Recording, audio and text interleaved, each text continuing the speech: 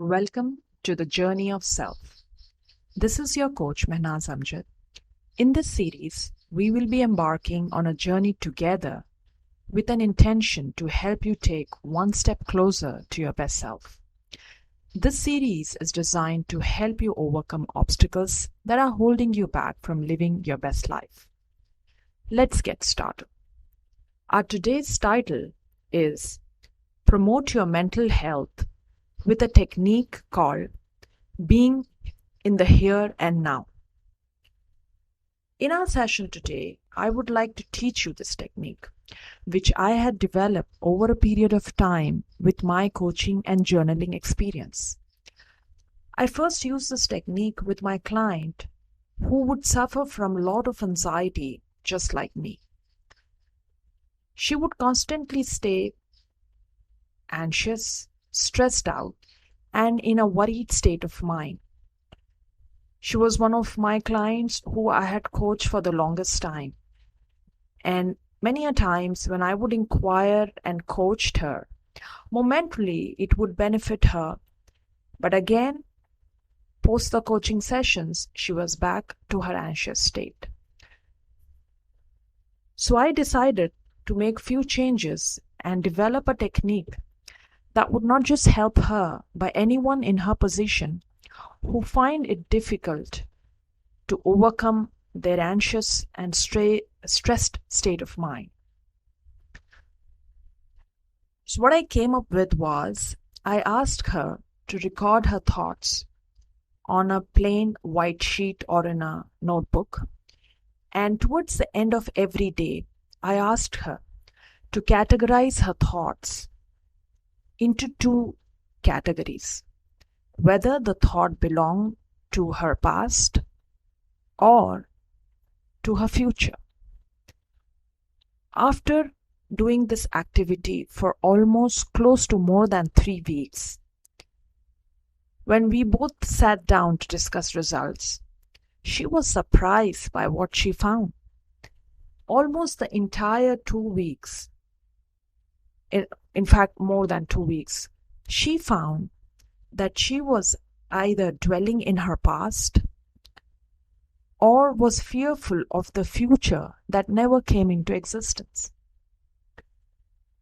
Then I asked her, what is it that worried you more, your past or your future? She replied, the past made her sad.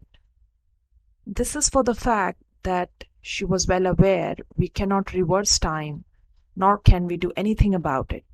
And this is precisely the reason why most of us only dwell on our past, because subconsciously our brain is aware that we cannot do anything about it.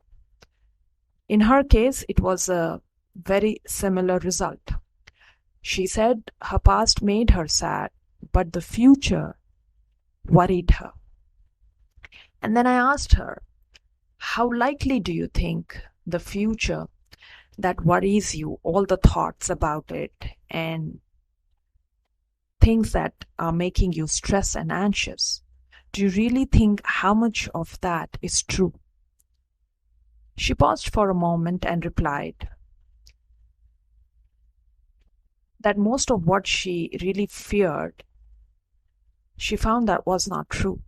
Almost 90% of it was not true, which means it had no facts. It was just a thought. And then, when I also asked her, were there any chances that in the past, whatever you feared about the future, did it came true?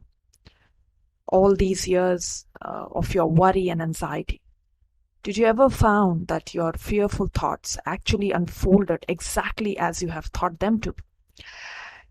And she was actually surprised with her own reply, because she sat, reflected. I in fact gave her a lot of time to answer this one question, where I sat with her in silence for almost close to more than 40 minutes. And she replied that actually most of what she feared never came into existence. So friends, if you are one of those people and I can also say this for my own case. There was a time when I had severe chronic bouts of anxiety. I inherited anxiety from my grandmother and father and my own traumas. And there's been a period in my life where I had suffered a lot of anxiety. And this technique helped me. But I made some changes in this technique and I taught it to my client. And here's what I'm sharing with you today. If you ever find yourself worrying too much about your future, if you find yourself someone with a worry behavior, like you get very easily stressed out and worried, and it could be about anything, remember two things. Future is something that none of us know what it entails. It's a creation of our own mind, of thoughts that our subconscious mind has gathered from our growing years. So most of it we also inherit from our ancestors if they've been those people who've been through traumas and stressed and anxiety. Our genetics through which we carry that in ourselves can also make us anxious. It's not necessarily that you're anxious and stressed because you are for a reason. It could be also you have inherited, just like me, in your genes. So to keep our mind healthy and happy and in a stay away from this anxious and stressed state of mind, try this technique. It's very simple. All you have to do is pen it down, write your thoughts. There are no rules for it. You could write it in the morning, evening, whenever it's convenient for you. And it's kind of these thoughts, this anxiety and stress are kind of creating an impact in your day-to-day life. So try and pen them down. And once you do it, give it some time, give it some space, and come back to it. It could be a break of 5-10 minutes, or it could be you've written the thought in the morning and you come back to it in the evening. And then categorize it. Just look, observe your thought and see whether is it something from the past, or is it that something you're worrying about your future. So you could just categorize it as a past or future. And you will find that a big chunk of our life and of our mind specific to thoughts are falling in either in our past or in our future. And one of the best ways to get rid of this is to live in the here and now, in the moment. This is also known as mindfulness, and there are many other names given to this particular practice. You must be also wondering, how come being in the moment help you stay less anxious and stressed? And to answer that, I would like to share with you a research that comes from a study published in the Journal of Psychiatry Research, which found that our brain, when we are present in the moment, we focus on a single task, has the capacity to change the concentration of our gray matter in the areas of our brain which are mostly involved in learning, memory, and regulating our emotions. So we worry and we say stressed when we are not focused on the moment. Our mind is wandering, and this wandering leads us to impact our nervous system, make us think, get anxious. Then we have other sensations in our body. Then we start thinking more and more about our future, about things which may never happen, which then impacts our overall state, mental state, or our brain health. And getting into this habit of constant worry may impact our brain health on a long-term basis. And one of the easiest ways to avoid this is to stay in the present.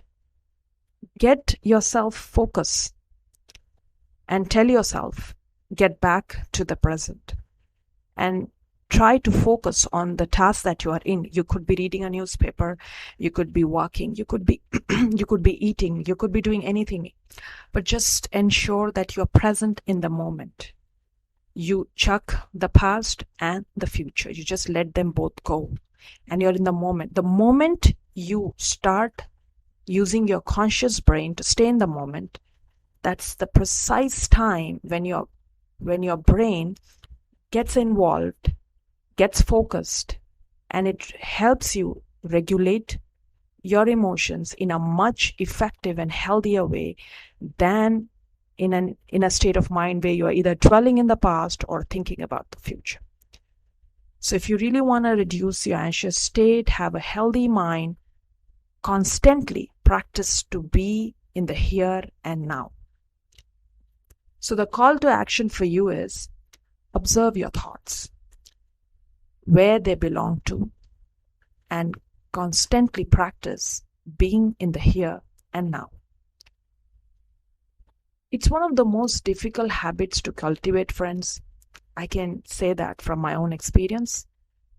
But I would also add here, a regular practice can make it possible. Thank you for your time, and I'll talk to you soon.